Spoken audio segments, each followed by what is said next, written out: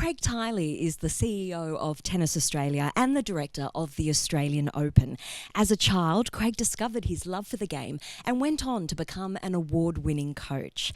Craig, thank you so much for joining me in the South by Southwest Sydney studio. It's great to be here. There's a lot going on, which is good. That's exactly right. And you'd be used to that, wouldn't you, with a lot going on? Yeah, no, thrive on it. Chaos is good. Chaos reigns supreme. Yeah. Now, I mentioned in your intro that you started playing tennis as a child. Yeah. Do you remember that first game and the feeling that you got when you played?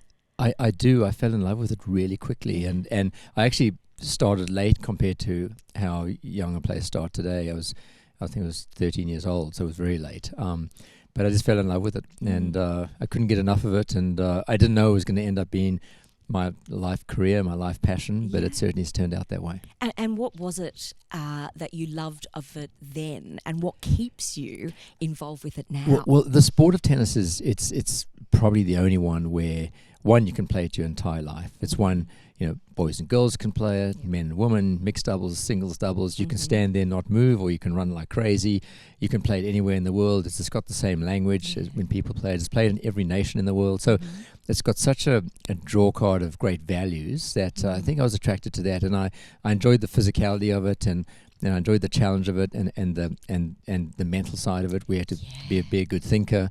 And the problem solving. So it presents all those. So that's why it's got such great rich history and why it's so popular globally and in one of the top sports globally. That's right. And I love watching tennis, and I love in particular the Australian Open. I've watched it ever since I was a kid, all the time. I'd sit down, especially during the Stefan Edberg era. It was always, I knew his birthday landed during the Australian Open. I'd sit there and wait to celebrate with him.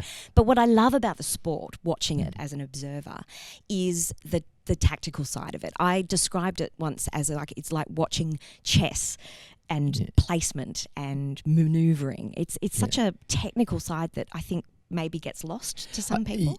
And that's the beauty of it. There's so many different facets to it, and either as a fan watching it, or as a player participating in it, or as just someone socially following it. So it's got all those great opportunities and characteristics for people to engage in.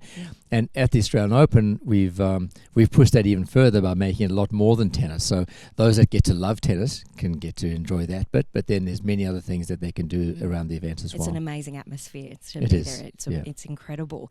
And tell me about some of the highlights from your career, from coaching all the way through to now being CEO of Tennis Australia. I think I'm lucky. It's driven by the opportunity through others, but I think coaching, a few highlights. I used to work with Wayne Ferreira, a top 5 player in the world, and he had some really good runs at the Grand Slams.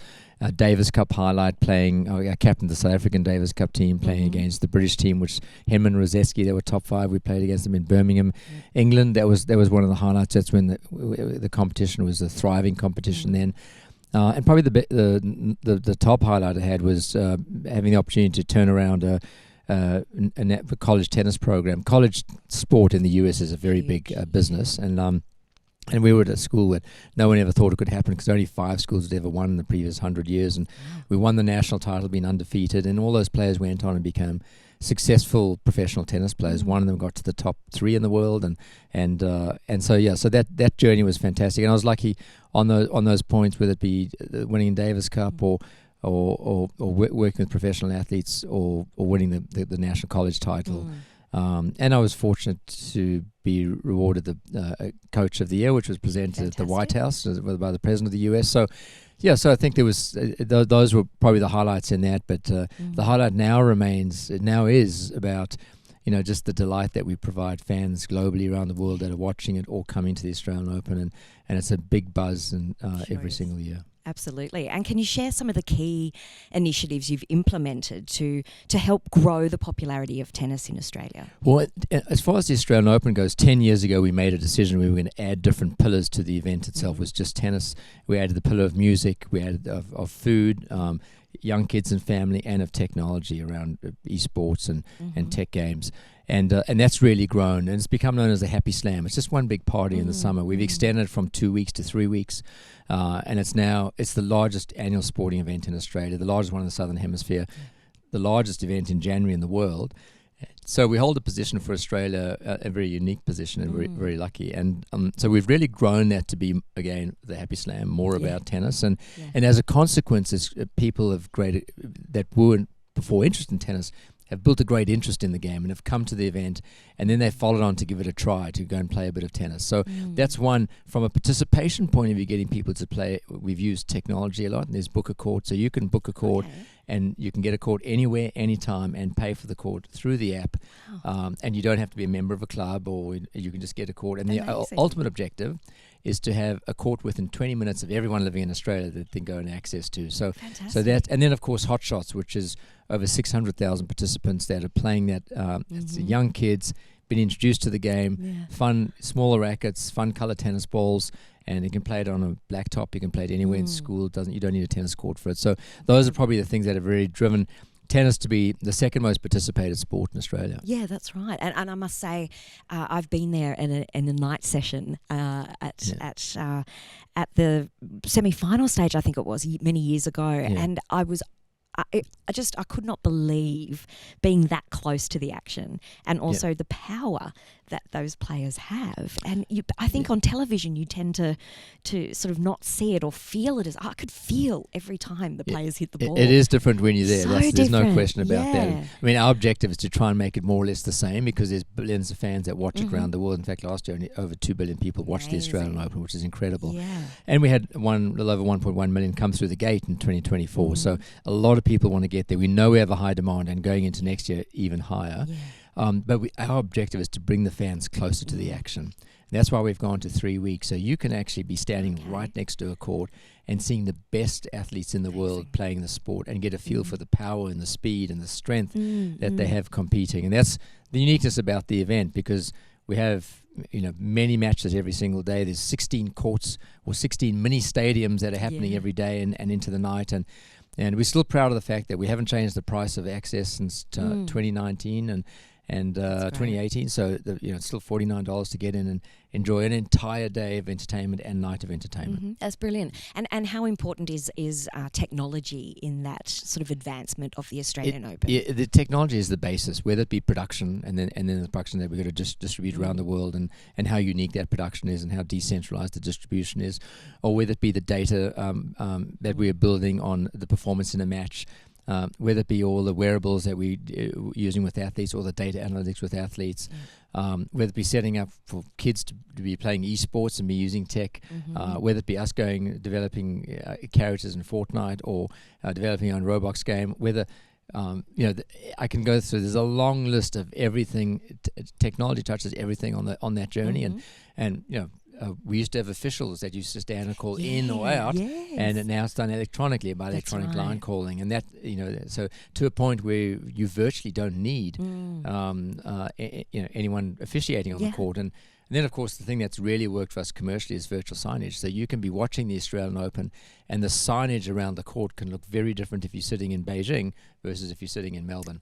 So that the use of technology is it's a constant evolvement, and we're very proud of the fact that we've kind of been on the forefront of that when it comes to entertainment and sporting events, and also including cameras and just the technology of capturing the game. Well, has just changed that. So I mean, much. the story is not just on the tennis court, right? The story is what happens behind, and fans are more interested now. You could now, with the Australian Open, you could go on onto our website, and you could pick a camera, pick a behind-the-scenes moment, and you can follow a player going underneath into the locker room, going to the gym, going onto the court, getting ready for their match.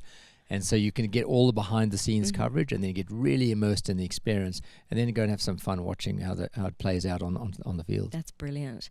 And so what do you hope that attendees of your session here at South by Southwest Sydney, what do you hope they take away from that session? Well, I hope that the main thing is to understand that the last 100 years we've had fairly slow transformation in technology and in fan experience. And I went through that journey and that story of 100 years of the Australian Open. Then suddenly the last 10 years there's been an incredible acceleration. The last 3 years, post-COVID, even more. There's no such thing as time gap now anymore. It just keeps moving. And then I created a vision and a picture of what the fan looks like for the next 5 years to 2030.